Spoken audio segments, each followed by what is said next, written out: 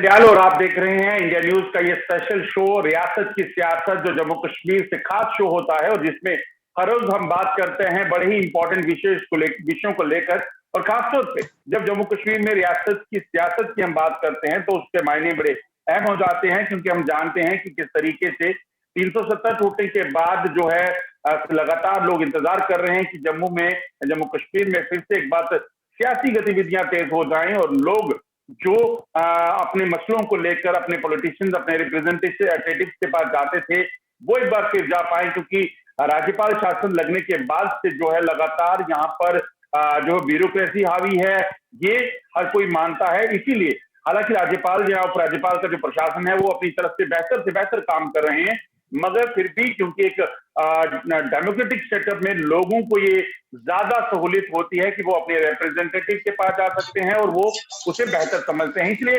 हमारा ये खास शो जम्मू कश्मीर से होता है। और खासतौर पे आपको बता दूं कि आज का विषय बड़ा अहम है, क्योंकि आज जिस चीज पर हम चर्चा करने जा रहे हैं वो विषय है डॉक्टर फारूक अब्दुल्ला की वो स्टेटमेंट। डॉक्टर फारूक अब्दुल्ला जो नेशनल कॉन्फ्रेंस के चीफ हैं और जम्मू कश्मीर के पूर्व मुख्यमंत्री हैं, आपको बता दूं उन्होंने एक स्टेटमेंट दिया है और कहा है कि नेशनल कॉन्फ्रेंस जम्मू कश्मीर में सरकार बनाएगी आने वाले चुनावों में, जब भी चुनाव होते हैं। इतना ही नहीं, उन्होंने ये भी कहा है कि जो भी सरकारी मुलाजिम बाबू जो होते हैं, जो ब्यूरोक्रेसी में हावी है इस वक्त, उनको उन्होंने चेतावनी दी है कि वो इस चीज को समझ जाएं। एक एक चीज का हिसाब लिया जाएगा कि क्या उन्होंने किया है, क्या वो कर रहे हैं। इसी पर आप चर्चा करेंगे, जिस पे बात करने के लिए हमारे साथ दो खास मेहमान जुड़े हैं। एक हमारे साथ जुड़े हुए हैं शेख बशीर साहब, जो पूर्व एमएलसी हैं और नेशनल कॉन्फ्रेंस के बड़े वरिष्ठ नेता हैं। हमारे साथ जुड़े हुए हैं बीजेपी की तरफ से बीजेपी के मुख्य प्रवक्ता अभिजीत जसरोटिया जी, वो भी हमारे साथ जुड़े हुए हैं। आप दोनों का स्वागत है इस शो में। सबसे पहले शेख बशीर साहब आपके पास आऊंगा। फारूक अब्दुल्ला जी कह रहे हैं कि आने वाली सरकार हमारी है और जम्मू कश्मीर में नेशनल कॉन्फ्रेंस जब भी चुनाव होंगे एक बार फिर सियासत जो है उस गरमाएगी और नेशनल कॉन्फ्रेंस जो है वो सरकार बनाएगी। जंडियाल साहब, पहली चीज तो यह है कि ये जो आपने डिस्कशन रखा है, मैं चूंकि थोड़ा सा बिजी शेड्यूल था, कल फारूक साहब जम्मू तशरीफ ला रहे हैं और उमर साहब भी ला रहे हैं, तो मैं उसकी वजह से थोड़ा सा डिस्टर्ब था और फिर भी मैं आपके साथ जुड़ गया। फारूक साहब ने जो बयान दिया है, हाल ही में 5 अगस्त 2019 के बाद जो डीडीसी के चुनाव हुए थे, उसमें नेशनल कॉन्फ्रेंस ने जम्मू और कश्मीर के अंदर दोनों जगहों के ऊपर जो नेशनल कॉन्फ्रेंस का कार्डर था वो आज भी इंटैक्ट है, पहले भी इंटैक्ट था, और हमें लीडरशिप पे भी भरोसा है और अपने वोटर्स पे भी भरोसा है। जब भी वक्त आएगा, हमने तो उस वक्त ये भी कहा था कि डीडीसी के बदले चुनाव कराओ, जो असेंबली के अंदर रिप्रेजेंटेटिव्स हैं उनको लाओ। जगह किसी भी डेमोक्रेसी में जो ये होता है, क्या नाम है, उसका जो मतबादल है वो ब्यूरोक्रेट्स नहीं होते। डेमोक्रेसी जो है उसका जो मतबादल होता है वो इलेक्टेड अदारा होता है।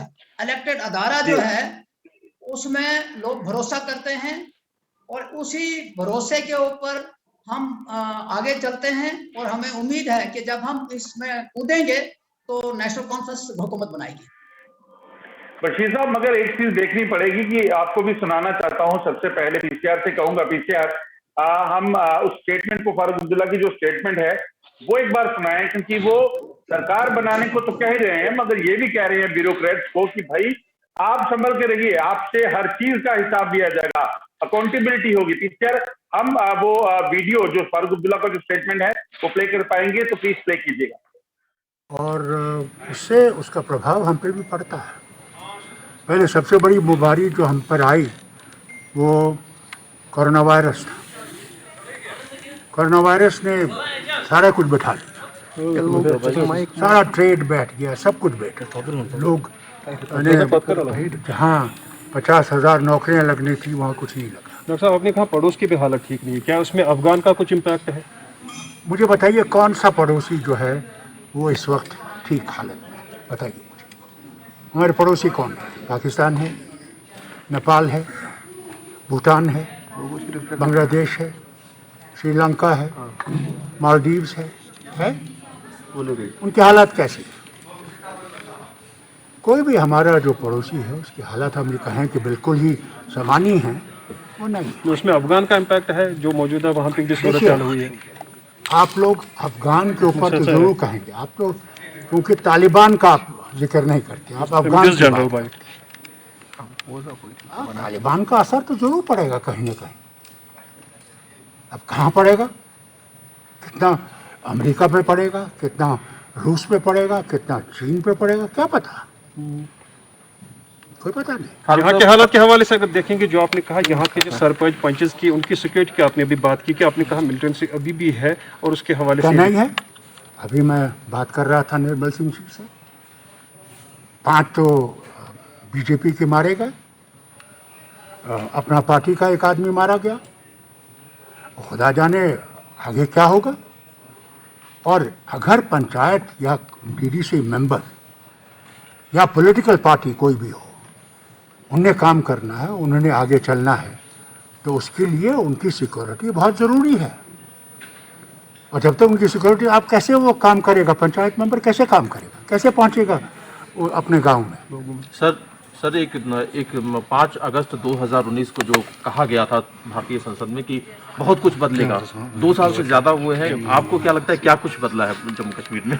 मैं ये नहीं कहूँगा कि मैं क्या कहूँगा, आपको खुद देखना चाहिए कि कितना बदला है, कितना बदला हुआ है। हमारी क्या स्थिति बहुत अच्छी हो गई है, क्या हमारी सिक्योरिटी बहुत अच्छी हो गई है, हमारी डेवलपमेंट बहुत अच्छी हो गई है, आप लोगों को खुद देखना है। फारूक अब्दुल्ला, अगर मैं कुछ कहूँगा तो कहेंगे जी ये तो अपोजिशन का आदमी है इसलिए ये अपोजिशन की बात कर रहा है। मैं अपनी तरफ से कुछ नहीं कहता, मैं कहता हूँ आप खुद देखो। डॉक्टर साहब, आपकी पार्टी अब चुनावी प्रक्रिया में भाग लेगी, क्योंकि जो हम लोग जीतेंगे, ये मैं आपको कहना चाहता हूँ, लोग जीतेंगे, ये मैं आपको कहना चाहता हूँ। हम लोग झंके की चौप में कहता हूँ, क्योंकि अगर ये ईमानदार इलेक्शन करेंगे तो national conference will be the biggest party है। आपने इशारा अफसरों को दे दिया कि हमारी हुकूमत आने वाली है, फोन उठाए कीजिए। नहीं, फोन ही नहीं, they will be accountable tomorrow for what they have done. आज वो अपने आप को बादशाह समझते हैं, वो बादशाह नहीं हैं, वो लोगों के गुलाम हैं। उन्हें लोगों के लिए काम करना है, और जब तक वो ये नहीं सीखेंगे कि उनको लोगों के लिए काम करना है, तब तक वो उसके सामने भी जवाब नहीं दे सकेंगे जहां उनको एक दिन जाना है। फारूक साहब, thank you very much for being with us. Good luck. सुना आपने, फारूक अब्दुल्ला कह रहे हैं कि अपने अफसरों को, जम्मू कश्मीर के सरकारी अफसरों को, कि भाई संभल जाइए, हिसाब सब चीज का लिया जाएगा, जो आपने किया है, जो आप कर रहे हैं। बशीर साहब, आपके पास वापस लौटूंगा। अभिजीत जसरोटिया जी हमारे साथ जुड़े हुए हैं। अभिजीत जी, फारूक अब्दुल्ला की स्टेटमेंट, हम सरकार बनाएंगे जम्मू कश्मीर में, नेशनल कॉन्फ्रेंस सबसे बड़ी पार्टी बनेगी, और साथ में आप जो सरकारी मुलाजिम है उनको भी चेतावनी दे रही है कि भाई समझ जाइए, फोन उठाया कीजिए, अकाउंटेबिलिटी होगी। इंदिरा साहब, ऐसा है कि ठीक है फारूक साहब, कोई चीज का अगर ख्वाब देखने का सभी को हक है, और जरूर अगर ये लगता है इनको कि ऐसा कुछ करने वाले हैं तो चलो आने वाला वक्त ही बेहतर बताएगा। लेकिन मुझे जो इनके ध्यान में सबसे बड़ी चीज आई वो आई अकाउंटेबिलिटी। और अकाउंटेबिलिटी आई है ब्यूरोक्रेसी से मांग रहे हैं, जिसके हाथ में शायद अभी 2-3 साल पहले ही चीजें उनके हाथ में आई हैं।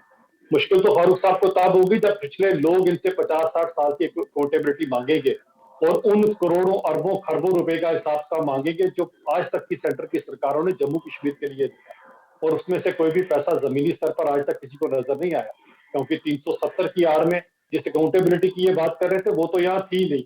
इसी कारण वो सारे का सारा पैसा किनकी जेबों में जाता रहा, इन्हीं के मंत्री, इन्हीं के बाकी लोग और इन्हीं के कुछ ब्लू आइड ब्यूरोक्रेट, जो आज से 10, 20, 30 साल पहले उनकी क्या हालत थी और आज उनकी क्या है, उनकी जरा आईटियां निकाल के देख लीजिए। तो अकाउंटेबिलिटी का सवाल मुझे बड़ा अटपटा सा लगा इनके मुंह से। मुश्किल तो उस दिन हो जाएगी जिस दिन कश्मीर के लोग इनसे पूरी 60 अकाउंटेबिलिटी मांगेंगे, एक एक पैसे की अकाउंटेबिलिटी मांगेंगे, एक एक उस अपॉइंटमेंट की अकाउंटेबिलिटी मांगेंगे जो सिर्फ और सिर्फ एनसी, कांग्रेस और पीडीपी इन्हीं नेताओं के रिश्तेदारों को मिलती रही। उस दिन को अकाउंटेबिलिटी का जवाब देना बहुत मुश्किल हो जाएगा। बाकी रही बात जो ये कहीं ना कहीं इनडायरेक्टली ब्यूरोक्रेसी को धमकाने की कोशिश कर रहे हैं, जो भी करने की कोशिश कर रहे हैं, ब्यूरोक्रेसी बड़ी समझदार है, मुझे लगता है अगर हम एक आधे को छोड़ दें, बाकी सबके सब लोग तत्पर हैं, अपना काम कर रहे हैं। ऐसा कर कर कहीं ना कहीं जो अभी चीज चल रही है उसको आप सिरे से नकारने की पेशकश कर रहे हैं, मुझे ऐसा लगता नहीं है, क्योंकि जमीनी स्तर पर काम होता नजर आ रहा है और सभी को नजर आ रहा है। आप देख लीजिए जिस हिसाब का भी अब जम्मू और कश्मीर दोनों हिस्सों में जिस हिसाब की तरक्की हो रही है, सेंटर की जो सारी की सारी स्कीमें यहाँ इम्प्लीमेंट हो रही है, हर हकदार को हक मिल रहा है, सेंटर से जो पैसा आता है जिसके अकाउंट में आता है उसको डायरेक्ट मिलता है। अभी कोई बिचौलिया नहीं है कांग्रेस का या कोई किसी और पार्टी का जो अपनी जेब में पैसे डाल देगा, अब तो डायरेक्ट लोगों के अकाउंट में पैसे आ रहे हैं। तो मुझे लगता है अकाउंटेबिलिटी हमसे ज्यादा किसने देनी, खैर फारूक साहब बोल सकते हैं, बड़े लीडर हैं, उनपे मैं कोई कटाक्ष करना भी नहीं चाहूंगा, लेकिन आने वाला वक्त है वो बताएगा कि सरकार किसकी होगी। और भाजपा वालों ने मुझे लगता है जो डिलीवर किया है लोगों को और जो पारदर्शिता के साथ काम किए हैं, हकदार को हक दिया है, अगला मुख्यमंत्री तो भाजपा का ही होगा। फारूक साहब को पूरा हक है सपने देखने। बशीर साहब, क्या लग रहा है कि फारूक अब्दुल्ला साहब धमकी देना चाहते थे मुलाजिमों को? सुना आपने अभिजीत जी को क्या कह रहे हैं, सपने देख रहे हैं? पहली चीज ये है कि कोई सपना नहीं देख रहा है। सपना मुझे लगता है दिन को देख रहे हैं अभिजीत जी। और ये जो कह रहे हैं कि जनाब ये जो पीछे 70 साल से कुछ नहीं हुआ, ये सारा पैसा गायब होगा, ये कुछ अरसा तो पीडीपी के अंदर रहे, ये जरा बता सकते हैं कि ये उस वक्त विचोले में शामिल थे जब पीडीपी में शामिल थे, आज ये बीजेपी के साथ है। पहली चीज ये है कि डेमोक्रेसी में ऑफिसर्स जो हैं वो जवाबदेह होते हैं। आज जो ब्यूरोक्रेसी है वो ये समझ बैठी है कि वो बादशाह हैं, ये हमेशा वक्त नहीं रहता है। और उन्होंने ठीक कहा है कि ऑफिसरान जो काम करते हैं वो सोच समझ कर करें, उनका हिसाब कल होगा। डेमोक्रेसी में मैंने आपको कहा कि डेमोक्रेसी में जो इलेक्टेड नुमाइंदे होते हैं वही फैसले करते हैं। और जो आज का सिस्टम है ये मुलाजिम काम नहीं कर रहे हैं। पहली बात यह है कि मुलाजिम काम करता है या नहीं करता है, इसको ग्राउंड रियलिटी पे देख लीजिए। मैं आपको सिंपल सी बात सुनाता हूँ, सिंपल, कि इस वक्त एजुकेशन ऑनलाइन हो रही है। ऑनलाइन एजुकेशन में जो दूर दराज के इलाके हैं वहां नेट है नहीं, वहां कोई मैकेनिज्म नहीं है। अगर वाकई नुमाइंदे होते तो दूर दराज इलाकों में जो स्कूल हैं वो फंक्शनल होते। और दूर दराज के इलाकों में स्कूलों की तादाद, स्कूलों के बच्चों की तादाद बड़ी कम है, उनको आप बगैर पढ़े हुए या प्रमोट कर रहे हो। आप एक ऐसी कौम तैयार कर रहे हो कि आने वाले दिनों में वो बिल्कुल अनपढ़ होंगे, इंजीनियर्स नहीं बनेंगे, डॉक्टर्स नहीं बनेंगे। 2 साल से अगर वाकई होता ना तो आपका जो जेडीओ है या सीओ है ये वो मैकेनिज्म बनाता, क्योंकि उसको क्या फिक्र है, उसको पता है कि ऊपर कोई पूछने वाला नहीं है। अगर जम्मू सिटी ठीक है या लाल चौक ठीक है तो वो मतलब नहीं समझना चाहिए वो ठीक है। आज आपको ये देखना चाहिए जंडियाल साहब, तो आप जाओ दक्षिण मड़वा, आप जाओ बन्नी के रिमोट एरियाज में, वहां देखो कि क्या नेट है। अगर नेट नहीं है और स्कूल खुल नहीं रहे हैं पिछले 2 साल से, तो ये मुझे बताइए वो प्रमोशन जो मास प्रमोशन है वो किस पर दिया जाता है? चलो जम्मू में ऑनलाइन थोड़ा बहुत चलता है, तो आपको भी याद है कि जम्मू के अंदर भी नेट नहीं चलता था। जब लॉकडाउन शुरू हुआ तो जम्मू के अंदर नेट था ही नहीं। ये तो 5 अगस्त 2019 देखिए ये बशीर साहब, ये तो मसला जो है कोविड की वजह से है, मगर आज हम जो चर्चा कर रहे हैं वो फारूक अब्दुल्ला की स्टेटमेंट पर है। किन चीजों को लेकर फारूक अब्दुल्ला को लगता है कि हम सरकार बना लेंगे? नेशनल कॉन्फ्रेंस किस मुद्दे पर, किन मुद्दों को लेकर सरकार बनाएगी? मैं आपको बताता हूं। सरकार बनाने के लिए सीटें कैसे लेंगे? नेशनल कॉन्फ्रेंस ने अपने दौरे इक़्तिदार में जो कुछ किया है, कभी भी शर्मिंदा होने की जरूरत नहीं है किसी को, हमारे किसी साथी को। कोई ऐसी बात नहीं की है। ये कहते हैं जी अकाउंटेबिलिटी, ये खुली किताब है। ये जो जसरोटिया साहब जहां बैठे हैं, अगर उसको लगता है कि कहीं गलत हुआ है, लाएं सामने, लोगों के सामने। 2 साल से तो, पिछले 2014 से तो यही है ना। मैंने यही कहा कि ये तो पीछे पीडीपी में थे और पीछे सारी हुकूमत जब ये थे पीडीपी और बीजेपी, तब तो जसरोटिया साहब वहां थे। लाएं जरा बताएं कि उस वक्त पीडीपी ने किस किस विचोले के साथ काम किया है। आज हम डिस्कशन में कर रहे हैं, आए, मैं इनके साथ बैठूंगा, किसी वक्त इसी के ऊपर बहस करिए, मैं हाजिर हूं। हम कभी शर्मिंदगी, हमने कभी गलत नहीं किया है। और ये जो कह रहे हैं ये हवा में बात कर रही है, आए विद फिगर्स। जम्मू कश्मीर में कोई ऐसी बात नहीं हुई है। ये कहते हैं जी पैसे लाए वो खा गए, तो इसका मतलब आज आप खा रहे हो। आज आपकी सैंड माफिया, जो सैंड माफिया है, जवाब ले लेते हैं। बशीर साहब जवाब ले लेते हैं। अभिजीत जी बताइए कौन से मामलों पर आप नेशनल कॉन्फ्रेंस को घेरेंगे? आपकी सरकार जो है, आप भी सरकार में रहे हैं। देखिए जलियाल साहब, ऐसा है, पहले तो अरे सुन लीजिए बशीर साहब, देखिए पहली बात ये है, अभी इन्होंने पूछा कौन सी बात कहेंगे और क्या कहेंगे। अभी जेकेसीए तो मेरे ख्याल सामने ताजा ही है। जेकेसीए का करोड़ों रुपए का स्कैम है, बच्चों की क्रिकेट की बॉलें तक बेच दी गई, बच्चों के क्रिकेट के पैड विकेट तक बेच दी गई। तो वो सबका सब भी इनके सामने ही है, बार बार जो उनसे पूछताछ हो रही है वो भी निकल कर आपके सामने आ जाएगा। तो अकाउंटेबिलिटी क्या है, तो पहले जेकेसीए वालों को आप जवाब दे लीजिए। ऐसे कर ये सूखे इल्जाम है अभिजीत जी, ये तो सूखे इल्जाम है। बताइए क्या कार्रवाई हुई है, क्या आपने निकाला है, कुछ किया, इन्वेस्टिगेशन हुई है, तो आज तक फिर कार्रवाई क्यों नहीं हुई? सब कुछ तो कार्रवाई हो ही रही है ना, अभी तो प्रूव करना पड़ेगा, कानूनी प्रक्रिया आपको पता ही है। थोड़ी लंबी 2014 के बाद ये प्रूफ ही ढूंढ रहे हैं। और दूसरी बात रही बशीर साहब की, बशीर साहब ऐसा है कि आपको बार बार पता है, तो 4 साल हो गए, आपको बार बार क्यों पीडीपी याद आती है? 4 बार मैं गंगा स्नान भी कराया हूँ, और हमने जब पीडीपी में थे तो मुफ्ती मोहम्मद सईद साहब के साथ थे। चले वो बात तो नहीं, इस समय अभी वर्तमान की बात आपसे करते हैं। आप उस समय भाजपा साथ थी, भाजपा ने हिलने नहीं दिया किसी को। भाजपा ने किसी चीज के अंदर कोई ऐसी चीज हो रही, एक भी चीज आप बताएं जरा, 2014 के बाद जब भी यहाँ पर सरकार बनी उसके बाद बताएं अगर कोई ऐसा कोई एक भी स्कैम निकाल के बताएं। आपका तो जेकेसीए नहीं आपसे संभल रहा है। और रही बात जो आप बाकी बातें कर रहे हैं, मैं आपको एक बात जरा मैं क्लियर कर दूं। आप एक अब्राहम लिंकन, आपको जानते होंगे अब्राहम लिंकन को, शायद आपने सुना होगा। अब्राहम लिंकन ने एक बार कहा था, कुछ लोगों को कुछ देर तक बेवकूफ बना सकते हैं, बहुत सारे लोगों को बहुत देर तक बेवकूफ बना सकते हैं, पर सभी लोगों को हमेशा के लिए बेवकूफ नहीं बना सकते। हाँ, नेशनल कॉन्फ्रेंस ने अभी तक कश्मीरियों को बेवकूफ जरूर बनाया है। अपना इतिहास जरा खंगाल के देख लीजिए। मरूम शेख साहब क्या थे, आपसे पूछना चाहता हूँ मैं जनाब, मरूम शेख साहब एक टीचर थे ना, तो ऐसी कौन सी जादू की छड़ी वो फारूक साहब को या उमर साहब को देकर गए थे? इनके लंदन में भी बंगले हैं, इनके हर एक जगह पे बंगले हैं, यहाँ पर गुफ्तार में, यहाँ पर जम्मू के भटिंडी में इतनी बड़ी कोठी है। ये तो पैसा कहाँ से आया, मुझे बताएं। ऐसा कौन सा बिजनेस चलता है आपके लीडरान का कि इनके पास इतना पैसा आ गया? एक आम कश्मीरी के पास क्यों नहीं इतने पैसे आए? जरा इसका जवाब है आपके पास? ये वही 370 की आड़ में जो आप लोगों ने किया हुआ है, वही अब आपसे लोग पूछेंगे आने वाले वक्त में। बशीर साहब चलते जवाब दे दीजिए। हो जाएगा। देखिए जंडियाल साहब, बात यह वक्त थोड़ा है और आपके पास भी वक्त थोड़ा, मगर मैं 2 चीजें बताऊंगा कि 2014 में गवर्नमेंट बदली, 2014 से लेके 7 साल हो गए। 7 साल में अगर ये ढूंढ नहीं पाए कि कौन कहाँ है, और ये जो अभिजीत जसरोटे साहब हैं, ये पीडीपी का हिस्सा रहे, कहते हैं मुफ्ती साहब बड़े अच्छे थे, महबूबा ठीक नहीं है। ये महबूबा पसंद नहीं आई इनको। पहली बात यह है, वो आदमी थे जिन्होंने सबसे पहले हिंदुस्तान का झंडा उठाया था, तब आप ही की पार्टी इन्होंने नाली का कीड़ा कहा था, भूल गए क्या? देखो तो मैं भूला नहीं हूँ, मुफ्ती साहब को कौन भूल सकता है? आप भूल सकते हैं, हम नहीं भूल सकते। करने आए तो मेरे पास अलग से डिबेट कर लीजिएगा, मेरे ऊपर अलग से डिबेट कर लीजिएगा। हम उस इंसान के साथ हैं जवाब दीजिए। अपॉर्चुनिस्टिक लीडर नहीं है, हिंदुस्तान की झंडे तो हमने उस पार्टी को छोड़ दिया। ये होती है सियासत और ये होती है इंसान की असलियत और ये होता है इंसान के असूल। हम अपने असूलों पे सियासत करने वाले लोग हैं। बीजेपी भी छोड़ेंगे आज की बात आप यहाँ पर, अरे आप छोड़ेंगे, आप बीजेपी भी छोड़ेंगे। बशीर साहब मुझे लगता है हम समय की कमी है, बशीर साहब समय की कमी है, जवाब देना चाहेंगे? आपके पास 30 सेकंड है। बिल्कुल दूंगा। हमें बताएं, सवाल ये है कि उनके पास ये पैसे कहाँ था, इसका हिसाब किताब दे दीजिए, मैं समझ जाऊंगा।